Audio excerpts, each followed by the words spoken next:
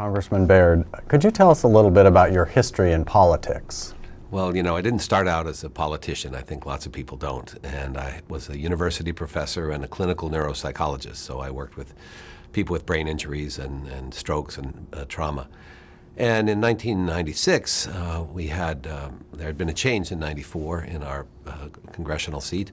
And it seemed no one wanted to run for the seat on the Democratic side. And I felt we needed a credible candidate. And so I stepped forward. And people thought that was rather foolish. They said, you don't have a chance, you'll get wiped out, etc. And I had no money, no political, I'd volunteered on lots of campaigns, but I'd never run for office, never held office, had no endorsements, no money, no name recognition. Then we put together a pretty good race and almost won in 96 and then managed to win in 98. And what would you say was the secret to your successful campaigns for Congress? The secret, I think, really was two things. One, I always say that the most important lesson you can give any aspiring politician is listen, win, talk, lose. And I think people felt that we listened and we tried to respond to their concerns. The other thing was we just worked our guts out. And in some ways, because I didn't come from a lot of money and I didn't come from a sort of an established track, we had to make a lot of things up. We had to be creative and find clever ways to get our name out without spending a lot of money. And all of those combinations worked well. And, I was proud that after I got elected, we managed to continue to expand the margin for every year I was in Congress. And in what's really a classically swing district, I ended up with pretty good margins. You speak extensively about communication. How in general can lawyers and legislators in the political realm communicate more effectively? Well, I think the first lesson really is what I just said. Listen, win, talk, lose. People often feel that our task is, if you're running for office, you want to tell everyone all the wonderful things you've done and all the wonderful things you'll do.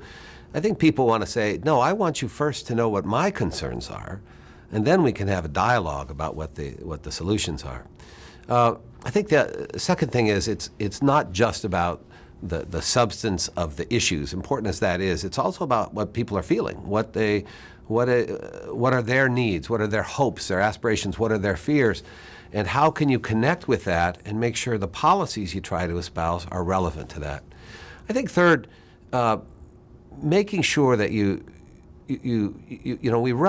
may run on political ideology, but you have to govern based on reality. And I think, in spite of the partisanship we see today, I think most voters really want people who tell the truth, work hard, listen, and will try to find solutions. And if they believe that because you demonstrate it, not just in word and TV ads, but through your actions, I think people do pretty well, even in swing, and maybe especially in swing districts. How do ethics come into play when addressing the important issue of communicating effectively?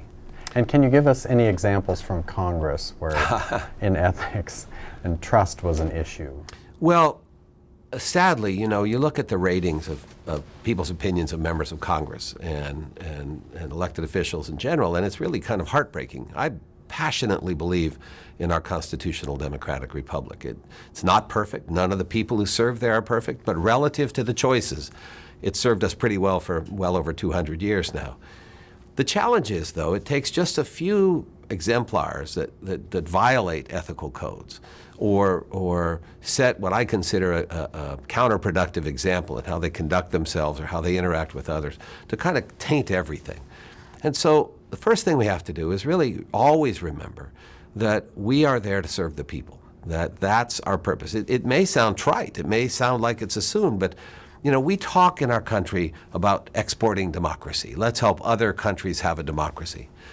I think unless you have that fundamental commitment to service, democracy can actually be a mistake because it's just another way for people who want to pad their own wallets to get power. If you don't have a commitment from day one that if I'm elected to serve others, not enrich myself, not enrich my cronies, not expand my power, but to serve the people, and then when the time comes, leave and let someone else do it. If you don't have that, then everything else gets lost. So you start there. The second thing, though, is ethics is not, it's not a black or white. It's not either or. Now, there are patently wrong things to do, but a lot of times you're faced with real challenges. And the task there is to have a process whereby you can reach the best decision you can reach under difficult circumstances. And that includes a communication with specialists in the field, discussion with your colleagues, discussion with your conscience, with your family. But you have to realize that discussion with your own conscience is not enough, because your own conscience can mislead you sometimes. Now, sometimes it keeps you from making terrible mistakes that others want you to make. But other times people say, well, I asked myself, was this okay? And I told myself it was, and they walk right into a terrible mistake.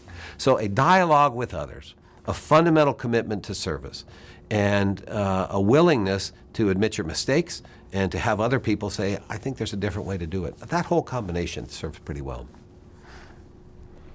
You are well known for your sponsorship of the Stock Act, which would prohibit members of Congress, their employees, and the executive branch from profiting from non-public information obtained through their positions. Has any version of that act passed, and why is that important?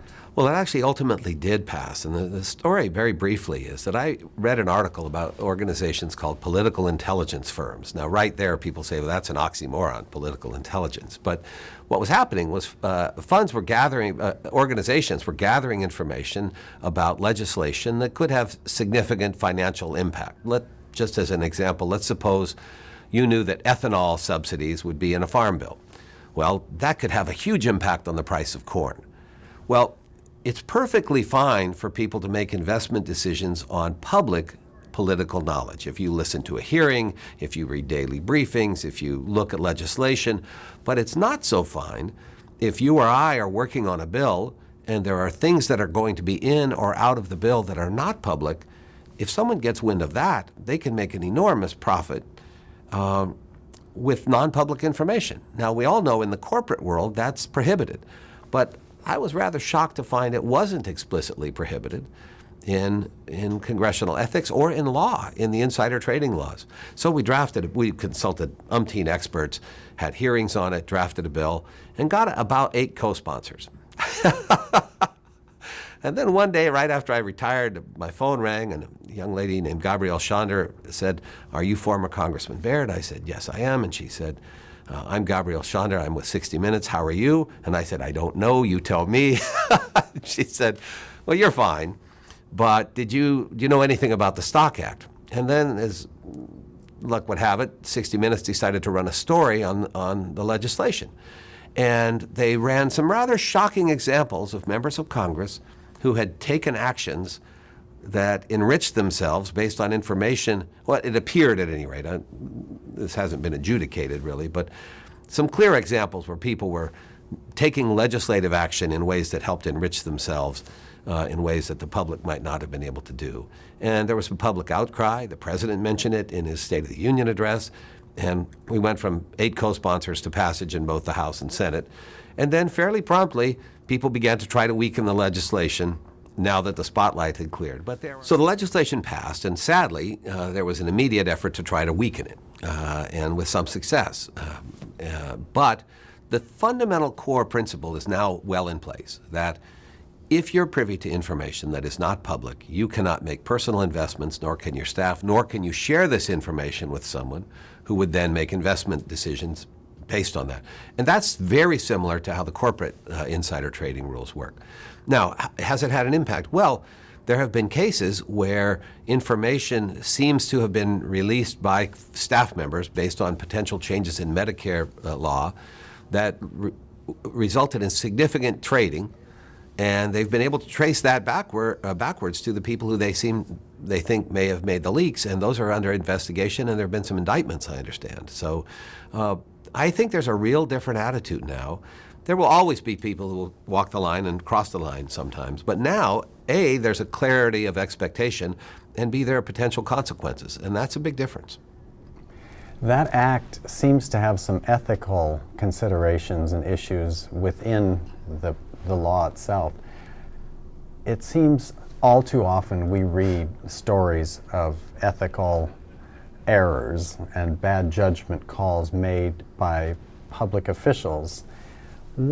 What advice would you give them, or give any legislator today that's oftentimes walking through sort of a minefield, and they often don't know that they made an ethical error until it's too late, Right. and it's in the press, and it can cost them a career. What advice would you give legislators today? It's a great question. The first thing I think would say to really check your motives for being there and check your motives for every action you do.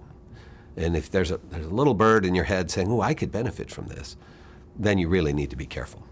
Secondly, ask yourself how any action you take would look on the front page. And that's every action from an offhand remark to a staffer, something you say to a constituent, an email you send. Any of those things, if you put them on the front page, Representative so-and-so, Senator so-and-so said, boom, how's that going to work for you?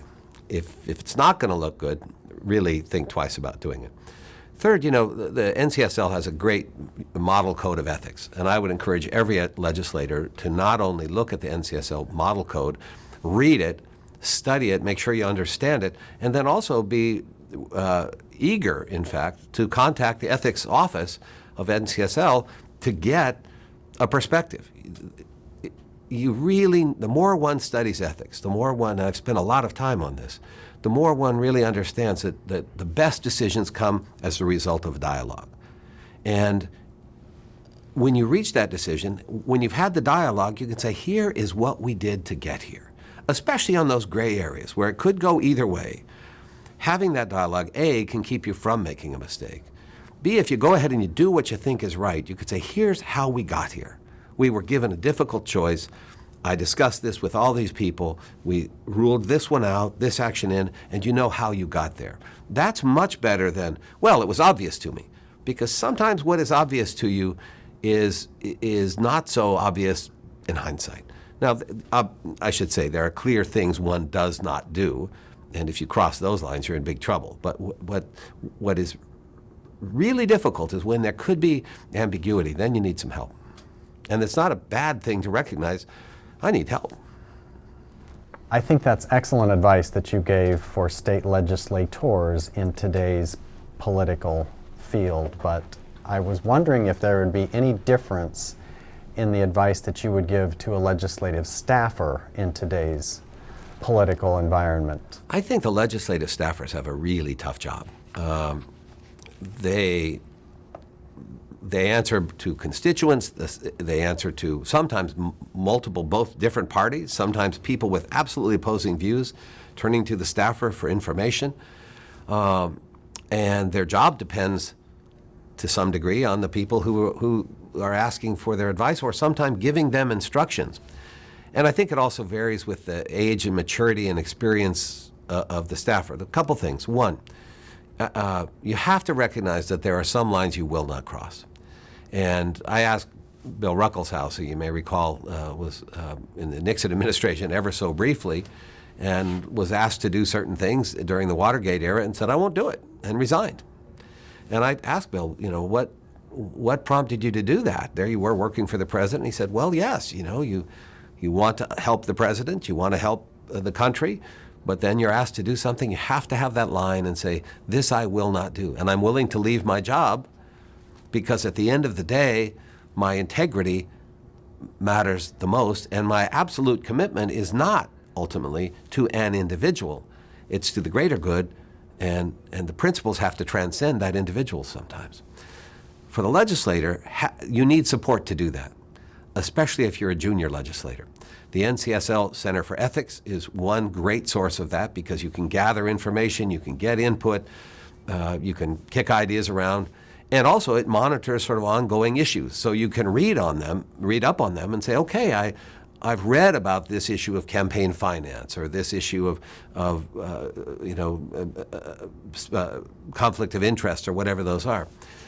Having mentors whose ethical code you respect on staff somewhere, find that wise person who is an ethical exemplar and say, would you mind if I ever need it if I call you? Now that's best if it's somebody who's it's not a public exchange, so that you could pick up a phone and say to somebody, can I get some help here? And you want somebody who's wise, impartial, and has not only your best interests, but the best interests of the greater good, and who will tell you straight what they think. Also, there's this a willingness, as I said earlier, to say, if you wish to fire me for this, you're welcome to. But I have to tell you, I think this is the right thing to do. Now, that doesn't mean so much on the issues. This is not saying, well, you want a pro-choice position or you want an anti-abortion position or something.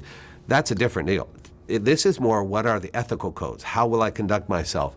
Will I avoid conflicts of interest? Are there undue influence coming from political donors?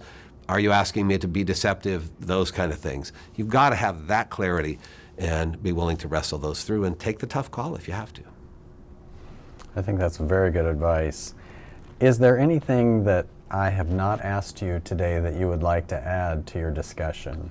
I think the main thing is that there's some really wonderful research in the legal field about proactive efforts to promote ethics. So often when we look at ethics, in the legal realm and sometimes in the legislative realm, you have a code of ethics, and then the way that is enforced is if it's violated, there are adverse consequences. So it's very much of a make the mistake and get penalized model. There's some wonderful research in the legal realm where they've taken initiatives to proactively promote ethical conducts through surveys of firms, and they say, for example, are there people you turn to here who would give you advice? Would you feel comfortable raising ethical issues? Some of this actually came out of New South Wales, out of Australia. And the question really came up, can we prevent ethical lapses, not just punish those that occur? Some wonderful research saying, yes, indeed, you can. Significantly lowering complaint rates, significantly lowering adjudication for errors by reviewing and then altering the ethical climate in an organization. So it's not just looking at the individual and saying, are you as an individual ethical? But more to say, is our organization one that places ethics foremost and that provides a mechanism for people to address ethical concerns? Now, in our system, imagine if political parties within the legislature or within the Congress put that front and center, and it was clear to the public and to the members of the party and their staff, the ethical issue is paramount, not the political power. It could go a long way to both preventing the ethical concerns and raising our esteem, collective esteem, in the eyes of the people who we're supposed to serve and who elect us. I think that's very good. Well, I want to thank you for taking time out of your busy schedule to spend some time with us and talking about these important issues in today's political environment. Thank you so much. My pleasure.